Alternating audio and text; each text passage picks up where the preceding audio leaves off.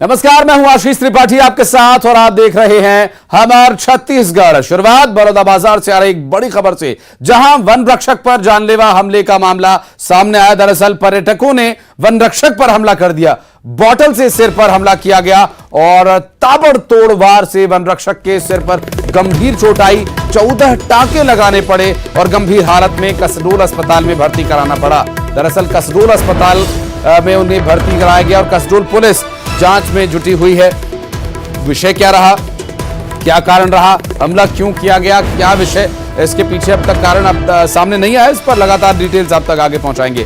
दरअसल बोतल से ताबड़तोड़ कई बार वन रक्षक के सिर पर किए गए, जिसके चलते वन रक्षक को काफी गंभीर चोट आई है और इस चोट के चलते सिर पर 14 टांके लगाए गए। आप इससे अंदाजा लगा सकते हैं कि कितनी गंभीर चोट वन रक्षक को इस हमले में आई। ये आरोप लगाया जा रहा है कि वहां कुछ लोग पर्यटक जो बताए जा रहे हैं पहुंचे हुए थे और क्या एकदम अचानक ऐसा हुआ कि वन रक्षक के सिर पर ताबड़तोड़ बॉटल से कई वार किए और इतने गंभीर चोट आई कि 14 टांके वहां पर वन रक्षक को लगाने पड़े। कसडोल पुलिस जांच इस पूरे मामले की कर रही है कि आखिर वो कौन पर्यटक हैं जो बोतल से वार करके वन रक्षक को घायल कर दे रहे हैं। और सिर पर वार मतलब जानलेवा हमला कहा जा सकता है ये, क्योंकि गंभीर हालत में 14 टांके लगाने की नौबत आ गई। कसडोल पुलिस अभी फिलहाल इस पूरे मामले की जांच पड़ताल में जुटी हुई है। बलौदाबाजार में वन रक्षक के सिर पर बोतल से ताबड़तोड़ हमले का कारण क्या रहा, आखिर ऐसा क्या हुआ कि वहां मौजूद जो पर्यटक थे उन्होंने वन रक्षक पर बोतल से इतना वार किया कि चोट इतनी गहरी आई कि उसके इलाज के लिए 14 टांके वन रक्षक को लगाने पड़े। ऐसे में वन रक्षक की क्या हालत अभी है, इस पर और डिटेल्स आप तक पहुंचाएंगे। वहां पर क्या कुछ हुआ, घटनाक्रम, इसके बारे में भी डिटेल्स आप तक पहुंचाएंगे। जांच की जा रही है, कसडोल पुलिस इस पूरे मामले की जांच कर रही है। योगेश हमारे सहयोगी इस वक्त हमारे साथ जुड़ गए। योगेश, ऐसा क्या हो गया अचानक पर्यटकों और वन रक्षक के बीच कि वहां पर बात मारपीट तक आ पहुंची और वन रक्षक को 14 टांके आ गए? हाँ जी, देखिए आशीष, बिल्कुल आपने सही कहा कि पहली दफा ऐसा हुआ है जब पर्यटकों ने वन रक्षक पर ही हमला कर दिया। जो वन रक्षक वहां पर ड्यूटी पर तैनात है तुरतुरिया धाम में, वहां पर्यटकों ने वन रक्षक पर हमला कर दिया। हमला इतना ताबड़तोड़ था कि बियर की जो बोतल थी उनमें जो वन रक्षक है, देख सकते हैं किस तरह से साफ तौर पर दिखाई दे रहा है कि ताबड़तोड़ सिर पर वार किया गया है, जिसमें जानकारी के मुताबिक पता चला है कि अभी 14 टांके लगे हुए हैं। दरअसल पूरा मामला ये है कि बुधवार की रात है, यहाँ तुरतुरिया में पर्यटक पहुंचे हुए थे। वहाँ वन रक्षक जो विकास बूढ़े थे वो उनसे जबरदस्ती मारपीट करने लग गए थे पर्यटक। कारण ये था कि जो जानकारी से पता चला है कि कुछ जो युवक हैं वे वहाँ पर माचिस मांगने के लिए उनके पास पहुंचे थे, जिसमें ठेकेदार के जो कर्मचारी ने माचिस नहीं होने की बात कही थी।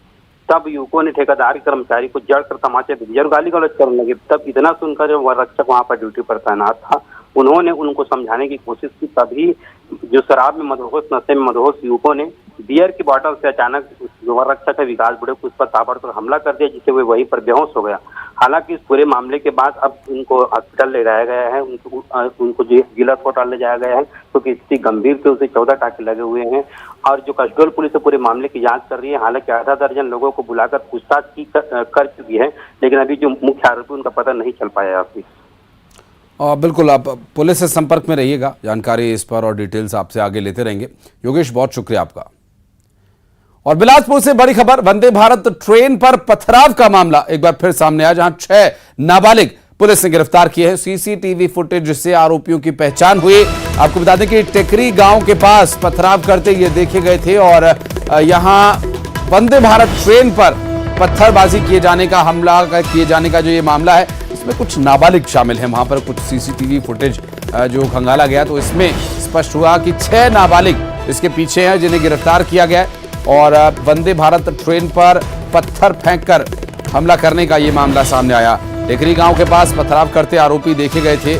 और बिलासपुर से बड़ी खबर, वंदे भारत ट्रेन पर दरअसल पत्थर से हमला किए जाने का मामला सामने आया है। 6 नाबालिग यहां से गिरफ्तार किए गए हैं और वंदे भारत ट्रेन में चलती ट्रेन पर पत्थर फेंककर हमला किए जाने का ये मामला, क्योंकि पत्थर फेंकना वंदे भारत पर या किसी भी सरकारी संपत्ति को नुकसान पहुंचाना यूं भी गैर कानूनी है, लेकिन चलती ट्रेन पर पत्थर फेंकने का मतलब एक बहुत बड़ी ये कोई दुर्घटना भी हो सकती है। अगर पत्थर कांच तोड़कर अंदर जाता है तो जिस गति से ट्रेन चल रही है और फिर पत्थर फेंकना, वो वहां पर जानलेवा साबित हो सकता है किसी भी यात्री के लिए।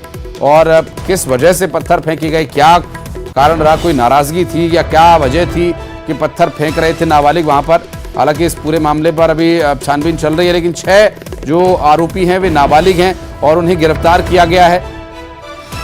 वंदे भारत ट्रेन पर कलकत्ता में जो पत्थरबाजी हुई थी, पश्चिम बंगाल में जो ट्रेन पर पत्थरबाजी हुई थी, वहां राजनीतिक पार्टी के लोग पकड़े गए थे।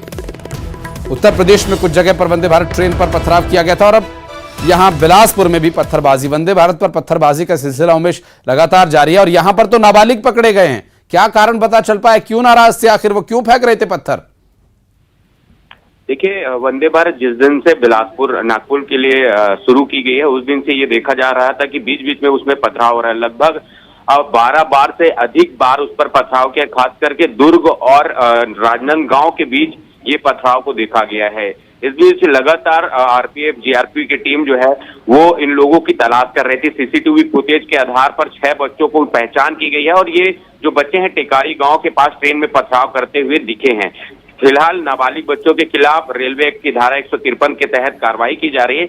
इसके साथ ही जो जन जागरूकता भी फैलाया जा रहा है। आसपास के जो इलाके हैं, जो रेलवे स्टेशन से लगे हुए जो गांव है या शहर है, उन इलाकों पे रेलवे द्वारा लगातार जागरूकता किया जा रहा है कि ये देश की संपत्ति, इस पर किसी तरीके से नुकसान न पहुंचाए। इस तरह के अभियान भी चलाया जा रहा है। फिलहाल एक बड़ी कामयाबी आरपीएफ को मिली है और इस पूरे मामले को लेकर अब चूंकि जन जागरूकता अभियान भी चलाया जा रहा है ताकि रेलवे जो है वो सरकारी संपत्ति है, वो उसको नुकसान ना पहुंचाए। जी, लेकिन उमेश, ये जो पूरा घटनाक्रम सामने आया, स्वाभाविक रूप से अगर ये दुर्घटना बढ़ती है, पत्थर चूंकि ट्रेन तेज गति में होती है, अगर वो कांच को तोड़कर अंदर किसी यात्री को लग जाए तो उसकी जान भी जा सकती है। तो ये बहुत ही गंभीर मामला है और उस पर सख्ती से निपटना होगा। इसके पीछे कारण भी क्या रहा वो भी जानना होगा। उमेश, आप रहे हमारे साथ, कुछ और खबरों पर डिटेल्स आपसे लेंगे आगे। फिलहाल बढ़ते हैं आगे। और बड़ी खबर बिलासपुर से बता दें, नकल शाखा में सत्यापित प्रतिलिपि की फोटोकॉपी के नाम पर पैसे की मांग की गई। शिक्षा विभाग से अटैच कर्मचारी पर फोटोकॉपी के नाम पर उगाही का आरोप लगा है। फोटोकॉपी के लिए पैसों की मांग का वीडियो वायरल हुआ। बिलासपुर तहसील कार्यालय के नकल शाखा का यह पूरा मामला है। फोटोकॉपी के लिए पैसों की मांग का वीडियो वायरल हुआ है और बिलासपुर से यह वीडियो सामने आया है। इस वीडियो में शिक्षा विभाग के अटैच कर्मचारी पर फोटोकॉपी के नाम पर उगाही किए जाने का आरोप है। उमेश हमारे सहयोगी लगातार बने हुए हैं। उमेश, ये वीडियो कब का और कहां का बताया जा रहा है इसमें? देखिए, ये वीडियो 2 दिन पुराना है और ये नकल शाखा में B1 B2 के सत्यापित जो प्रतिलिपियां होती है उनको निकलवाने के लिए जो है पैसे की मांग की जा रही है। आपको बता दूं कि शिक्षा विभाग के जो अटैच वहां पर कर्मचारी हैं वो इस तरह का गोरख धंधा कर रहे हैं और आपको बता दें कि 200 रुपए मात्र फोटोकॉपी की मांग की जा रही है, जबकि 2000 रुपए पहले इनको दे दिया गया है नकल और P1 खसरा के लिए। ये पहला ऐसा मामला नहीं है। इस मामले को लेकर लगातार जनप्रतिनिधियों और जो हितग्राही वहां पर B1 P2 के लिए आते हैं, उन्होंने इसकी शिकायत तहसीलदार और एसडीएम से की है। बावजूद उसके ना तो इस पर कोई एक्शन लिया जा रहा है। यही वजह है कि इनके जो हौसले हैं वो लगातार बढ़ते जा रहे हैं और आप देख सकते हैं कि किस तरीके से बेधड़क वो पैसे की डिमांड करता है और वो किससे पैसे की डिमांड कर रहा है, उस व्यक्ति से जो वहां पर वकालत कर रहा है, वकील है। और मनीष कौशिक नाम का जो वकील है वो कहता है कि किसानों को B1 P2 की खसरा चाहिए, तो उसके लिए 1.5 महीना तक पहले घुमाता है ताकि वो परेशान हो और परेशान होकर वो जो रकम मांग रहे हैं रिश्वत की वो उन्हें दे सके। फिलहाल देखना ये होगा, अब इस वीडियो को जब न्यूज 18 ने अपने चैनल पर प्रसारित किया है तो क्या कुछ एक्शन जिला प्रशासन इस पूरे मामले पर लेता है। ठीक है उमेश, आप नजर बनाए रखिएगा, बहुत शुक्रिया आपका। और बढ़ते आगे, छत्तीसगढ़ में सत्ता में वापसी के लिए बीजेपी में दिल्ली में केंद्रीय चुनाव समिति की बैठक हुई और इस बैठक में प्रधानमंत्री नरेंद्र मोदी, बीजेपी के राष्ट्रीय अध्यक्ष जेपी नड्डा, रक्षा मंत्री राजनाथ सिंह के साथ ही छत्तीसगढ़ बीजेपी के प्रभारी ओम माथुर भी शामिल हुए। दरअसल छत्तीसगढ़ के चुनाव सह प्रभारी मनसुख मंडाविया भी यहां पर पहुंचे और पूर्व मुख्यमंत्री रमन सिंह भी इस बैठक में हिस्सा लेने के लिए पहुंचे हुए थे। बीजेपी के प्रदेश अध्यक्ष अरुण साहब, नेता प्रतिपक्ष नारायण चंदेल इसमें शामिल हुए और बैठक में प्रदेश की 90 विधानसभा सीटों में 27 कमजोर सीटों को जीतने के लिए रोडमैप तैयार किया गया। 90 सीटों में बीजेपी के लिए 5 सीटें टफ बताई गई हैं और बीजेपी चुनाव समिति ने राज्य की सीटों को A, B, C और D कैटेगरी में डिवाइड किया हुआ है और इसी के अनुसार सीटों पर मेहनत करने की आवश्यकता है और उसी कैटेगरी के अनुसार सीटों को तरजीह दी जा रही है, क्योंकि बैठक में जो ए और बी कैटेगरी की सीटें हैं, जिसमें ए कैटेगरी जिसमें आपको ये आप सुनिश्चित हैं कि ये सीट आप जीत जाएंगे, बी कैटेगरी जिसमें कुछ संशय है, सी कैटेगरी ऐसी जिसमें कि आप 2 बार हारे हैं, और डी कैटेगरी ऐसी जिसमें कि आप कभी नहीं जीते हैं। तो इस तरह सीटों पर कैटेगराइजेशन करने के बाद पिछले साल 10 साल में पिछली बार चुनाव की तारीखों पर घोषणा से पहले बीजेपी चुनाव समिति की ये बैठक हुई थी। और बात करेंगे, हमारी सहयोगी ममता हमारे साथ जुड़ गई है। ममता, ये कैटेगराइजेशन किस संबंध में किया गया है, इससे क्या प्रभाव पड़ेगा, क्या सोच के पार्टी को ए बी सी डी पर आना पड़ा? बिल्कुल, देखिए कल केंद्रीय चुनाव समिति की बैठक हुई और ऐसा पहली बार हुआ है। अमूमन ये होता है कि जब तारीखों की घोषणा हो जाती है चुनाव की तारीखों की, और उसके बाद में ये बैठक होती है, और उसके बाद ये अल्टीमेटली माना जाता है कि बैठक के बाद प्रत्याशियों के नाम का ऐलान कर दिया जाएगा। कल 27 सीटों पे जो है मंथन किया गया। वो सीटें हैं जिनको बीजेपी कमजोर मान करके चल रही है, जिसमें 22 सीटें जो है वो है, और 5 जो है वो 22 सीटें सी कैटेगरी में और 5 सीटें डी कैटेगरी में है। डी कैटेगरी वो है जिसमें बीजेपी कभी जीती ही नहीं है। सी जो है वो सीट है जहां पर पार्टी जो है 2 बार से ज्यादा हारी है, और बी जो है जिसमें कभी हारे कभी जीते हैं। ए वो है जिसमें पार्टी की स्थिति मजबूत लगती है। हमारे साथ बीजेपी से नेता प्रतिपक्ष नारायण चंदेल मौजूद हैं, उनसे बात करते हैं। सर, ये जो पूरा मंथन किया गया और जो 4 कैटेगरीज में बांटा गया है, आपको क्या लगता है कि इसका कितना इम्पैक्ट जो है वो आने वाले समय में देखने को मिलेगा, और 27 सीटों पर ये मान के चले कि जल्द जो है प्रत्याशियों का ऐलान होगा? देखिए, कल दिल्ली में भारतीय जनता पार्टी के केंद्रीय चुनाव समिति की बैठक हुई। चुनाव समिति की बैठक में देश के माननीय प्रधानमंत्री नरेंद्र मोदी जी, माननीय अमित शाह जी और हमारे राष्ट्रीय अध्यक्ष माननीय जेपी नड्डा जी विशेष रूप से उपस्थित थे। चुनाव समिति में चुनाव की तैयारी पर भी चर्चा हुई। हमको चुनाव कैसे लड़ना है, किन मुद्दों को लेकर के जाना है, अभी तक हम क्या तैयारी किए हैं, आगे हमारी क्या कार्य योजना है, इन पर भी विचार विमर्श व्यापक रूप से हुआ। और हम लोगों ने भी अपने सुझाव दिए। माननीय प्रधानमंत्री जी ने, राष्ट्रीय अध्यक्ष जी ने, अमित भाई ने भी अपनी बात रखी, और सब लोगों ने व्यापक रूप से चुनाव की तैयारी को लेकर गहनता के साथ में चर्चा किया। अब स्वाभाविक रूप से जब चुनाव समिति बैठी है तो सीटों के बारे में भी बातचीत होती है।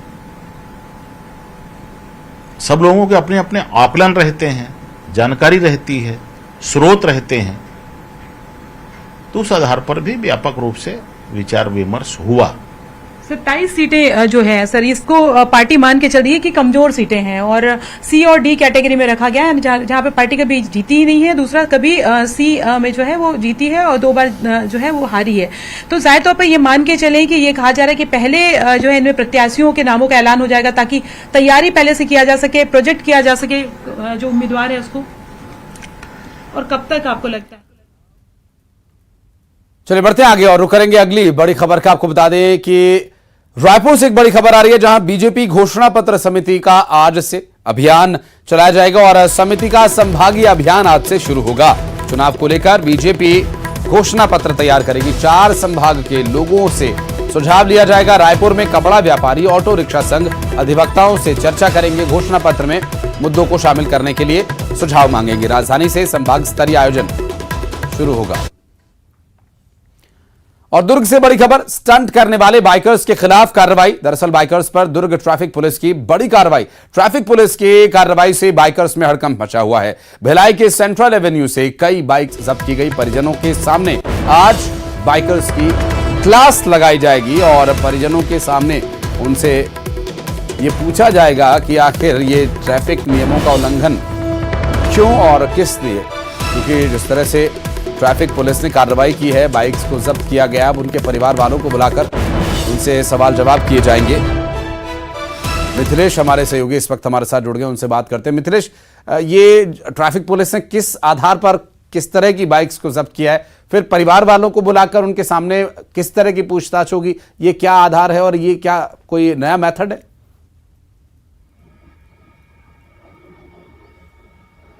बिल्कुल, ये देखिए पूरी जो कार्रवाई इसलिए की जा रही है क्योंकि जो आजकल जो हाई स्पीड बाइक्स आई है उसकी वजह से कई जो है लोग जो दुर्घटनाग्रस्त हो जाते हैं। और सबसे बड़ी बात है कि आजकल जो स्पीड बाइक्स हैं उसमें मॉडिफाइड करके जैसे साइलेंसर है वो फटाके जैसे आवाज आती है, तो जो बाजू से जो चलता रहता है वो काफी डर जाता है और कभी कभी इस डर के मारे वो दुर्घटनाग्रस्त हो जाता है। कई लोगों की जान भी चले गई है। खासतौर पर भिलाई के सेंट्रल एवेन्यू की बात किया जाए तो काफी चौड़ी सड़क होने की वजह से वहां पर अक्सर ये देखा जाता है कि जो बाइकर है वो स्टंट करते हुए नजर आते हैं। कभी एक पहिया ऊपर करके स्टंट किया जाता है तो कभी फटाके जैसी आवाज आती है, काफी तेज स्पीड से बाइक निकाली जाती है। इस तरह तमाम चीजें हैं। पुलिस को लगातार ये शिकायत मिल रही थी कि इस तरह के बाइकर्स जो है जिनकी वजह से लोग भारी परेशान होते हैं और कई दुर्घटनाओं की संभावना भी व्यक्त की जा रही थी। तो इसी को ध्यान में रखते हुए दुर्ग जिला यातायात पुलिस विभाग द्वारा एक अभियान चलाया गया। इसके तहत जितने भी जो स्पीड बाइकर्स हैं जो तरह तरह की आवाज निकाल के चला रहे थे, लोगों से कट मार के निकाल के जब वाहन चला रहे थे, ऐसे तमाम चीजें हैं जिसको देखा गया, खामी पाई गई, तो उन सभी को जब्त किया गया। 18 वाहन को जब्त बिल्कुल। और चूंकि अमूमन ट्रैफिक नियमों का उल्लंघन करने पर जो दुर्घटनाएं होती हैं, स्पीड से कभी दुर्घटनाएं नहीं होती। हाँ, स्पीड में होने की वजह से दुर्घटना भयंकर हो सकती है, लेकिन स्पीड कारण नहीं है। कारण है नियमों का पालन ना करना, तय डेसिबल से ज्यादा हॉर्न्स का इस्तेमाल करना और बाइक में जो पटाखे जैसा साइलेंसर। बहुत शुक्रिया आपका मिथिलेश इस पूरी जानकारी के लिए। बाइक में पटाखे जैसा साइलेंसर जब यूज किया जाता है और उसमें अलग अलग तरह की आवाजों के आप हॉर्न्स इस्तेमाल करते हैं, ट्रैफिक नियमों का उल्लंघन करते हैं, चलते रोड पर अगर आप बाइक से स्टंट करेंगे तो आपकी जान मान लीजिए खतरे में तो है ही, साथ सड़क पर चलने वाले लोगों की जान पर भी समझिए कि तलवार ही लटक रही है। बढ़ते आगे, रायपुर से एक और बड़ी खबर। टैक्सी ड्राइवर और यात्री के बीच मारपीट के मामले में टैक्सी ड्राइवर्स ने एकजुट होकर थाने का घेराव कर लिया। जी आपको बता दें कि जगदलपुर, माफ कीजिएगा, जीआरपी के थाने का घेराव किया गया और जीआरपी में दोनों पक्षों के बीच मारपीट हुई।